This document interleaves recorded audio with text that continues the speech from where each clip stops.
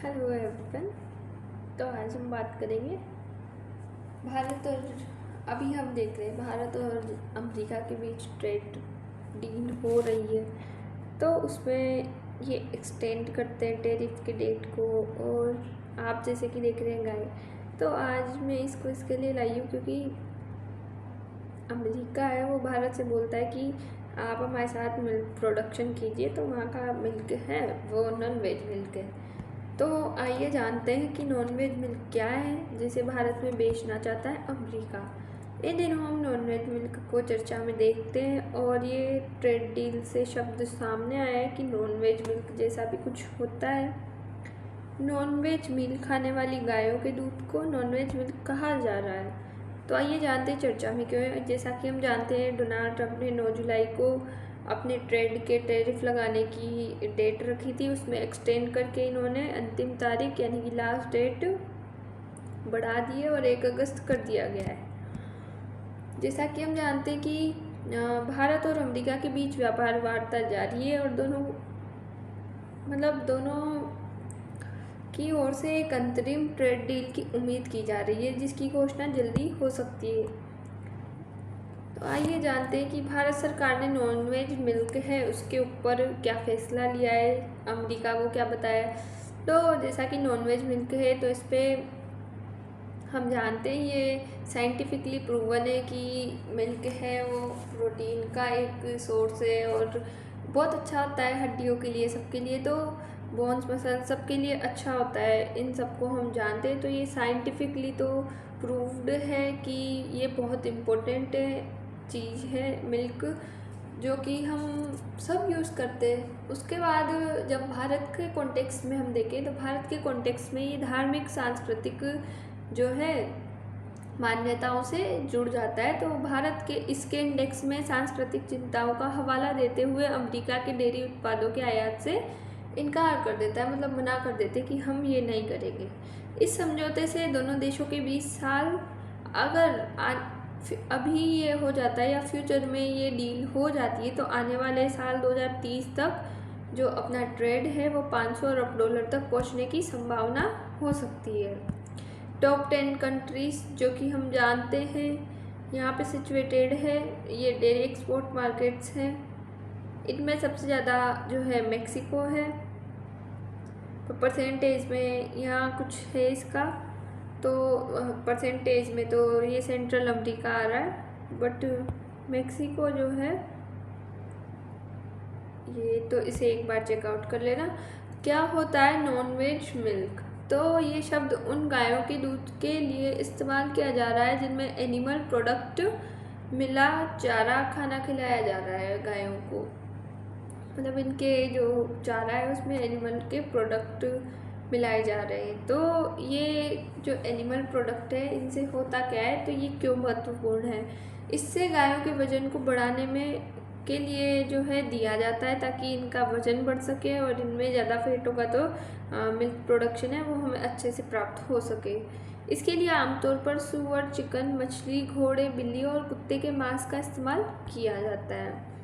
Non veg क्यों माना जा रहा है ये मिल्क? तो जैसा कि हम जानते हैं भारत के अनुसार, भारत के कॉन्टेक्स्ट में देखें तो भारत में दूध है उसका पंचामृत, शिवलिंग पे चढ़ाना, धार्मिक अनुष्ठान, इन सब के लिए यूज़ में लिया जाता है। तो इनके अनुसार जो मरे हुए जानवर, मीट पाउडर, हड्डियाँ, फैट आदि से तैयार आदि को मिक्स करके चारे को बना के और गायों को खिलाया जा रहा है। तो ये शुद्ध शाकाहारी नहीं हो सकता क्योंकि एक गाय है वो खुद अपने आप में जो है पवित्र बताई गई है और जो धार्मिक ग्रंथ है उनमें भी गाय को भगवान की, देवी की या फिर जो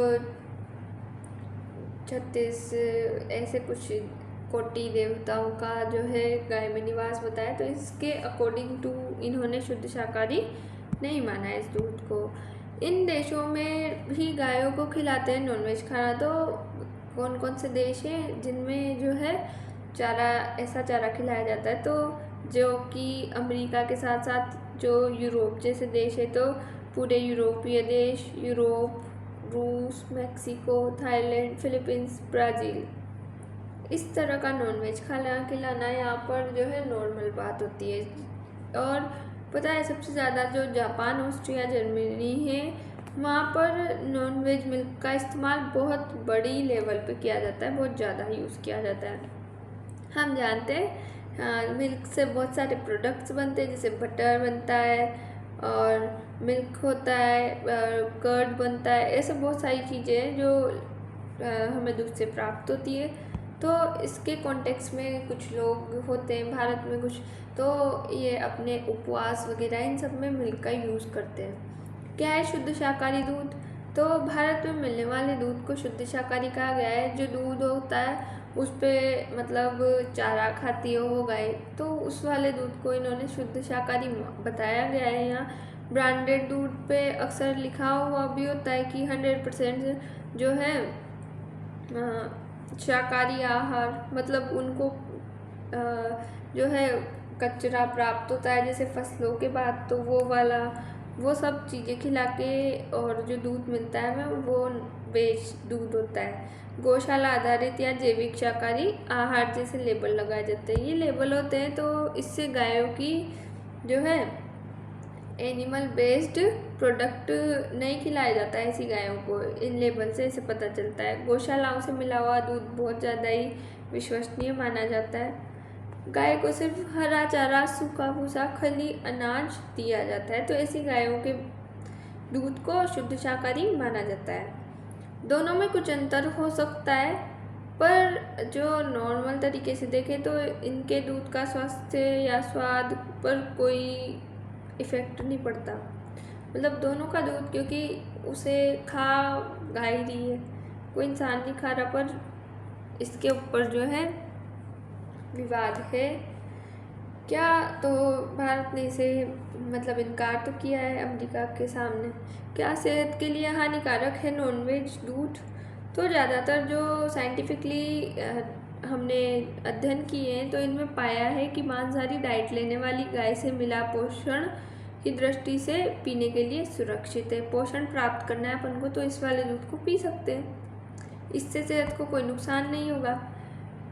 तो अब अमेरिका की जो व्यापार नीतियाँ हैं तो वो ऐसी इसलिए कि वो भारत में अपना उसे पता है अमेरिका को कि भारत में नॉन वेजिटेरियन इतना नहीं चलता, फिर भी वो ऐसी नीतियाँ क्यों बता रहा है। तो अमेरिका भारत के साथ अपने तकरीबन 45 अरब डॉलर के व्यापार घाटे को कम करने के लिए कृषि और डेयरी निर्यात के लिए दरवाजे खोलने की मांग कर रहा है, अपना प्रॉफिट देख रहा है वो। डेयरी सेक्टर खोलने के क्या हो सकते हैं नुकसान? तो जैसा कि हम जानते हैं हमारे गाँव में बहुत सारे लोग डेयरी सेक्टर से जुड़े हुए हैं। आजकल कुछ परियोजनाएं भी चलती हैं जैसे उजाला, सरस वगैरह। इनकी सबसे जो पुराना या फूड अमूल वाले का, तो इनकी प्रोडक्टिविटी है गाँव से ही होती है, तो उनकी जो है इकोनॉमी पे बहुत सारा फ़र्क पड़ेगा, क्योंकि भारत के लोग जो है भारत में उत्पादित दूध को ही पूर्णतया काम में ले लेते हैं, क्योंकि यहाँ का उत्पादन है अधिक और निर्यात भी कर देते हैं दूसरे देशों में। भारत सरकार के प्रेस इंफॉर्मेशन ब्यूरो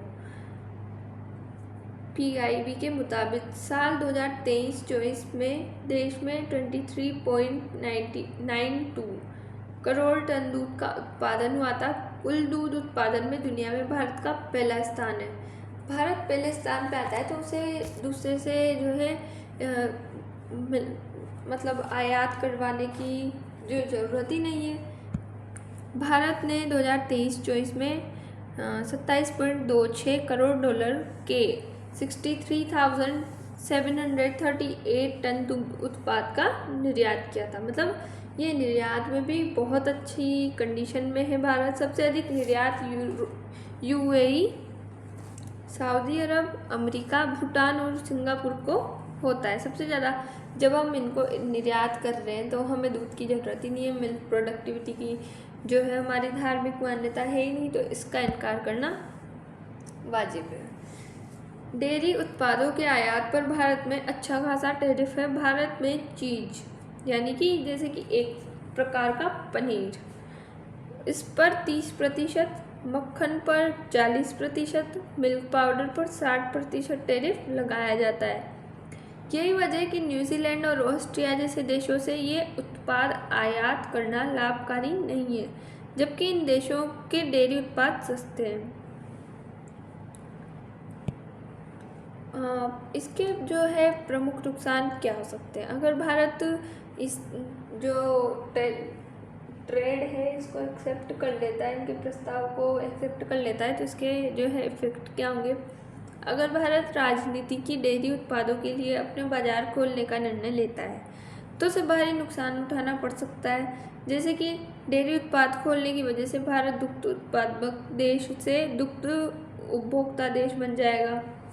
मतलब अभी तक तो ये फर्स्ट पे आता है कि हम जो है दूसरे देशों में भी इम्पोर्ट कर देते हैं और अपने पास अपना काम चला लेते हैं, पर अगर ये एक्सेप्ट करते हैं तो इससे अपन दूसरे देशों से उस पर निर्भर हो जाएंगे और अपने आत्मनिर्भरता की पहल का जो फिर कोई मतलब नहीं रहेगा। एक तरीके से अगर देखा जाए तो भारत यहाँ आत्मनिर्भर है दूध के मामले में, तो कि हाँ वो कहीं ना कहीं कोई ना कोई सेक्टर में तो पूर्णतया सफल हो रहा है। भारतीय स्टेट बैंक की हाल में ही आई एक रिपोर्ट के मुताबिक अगर अमेरिकी डेयरी उत्पादों को इजाज़त दी जाती है तो इससे भारतीय दुग्ध उत्पाद के दाम कम से कम 15% गिर जाएंगे और इससे किसानों को हर साल 1.3 लाख करोड़ रुपए का नुकसान हो सकता है।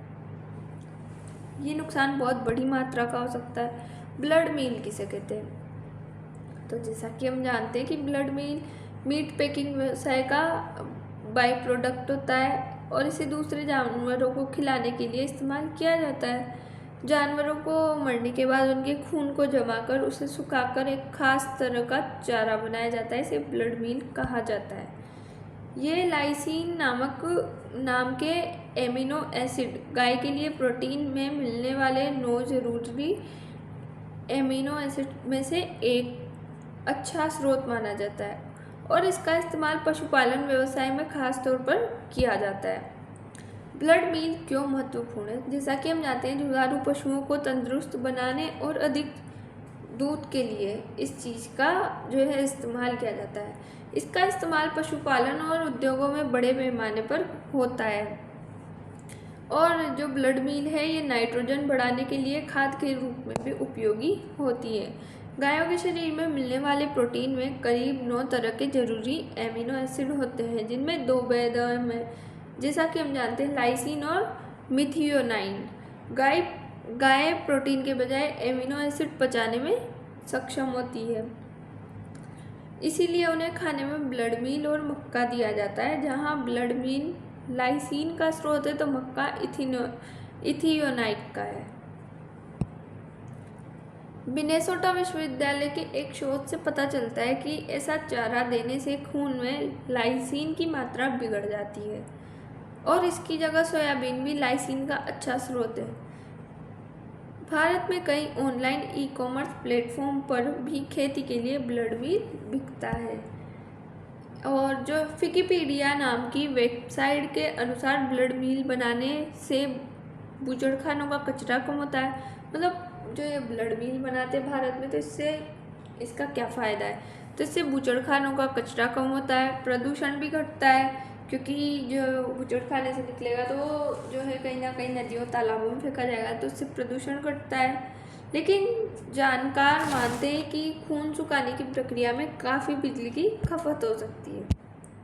तो आज के लिए इतना ही, उम्मीद है आपको समझ आया होगा और थैंक यू सो मच। मिलते हैं नेक्स्ट वीडियो में।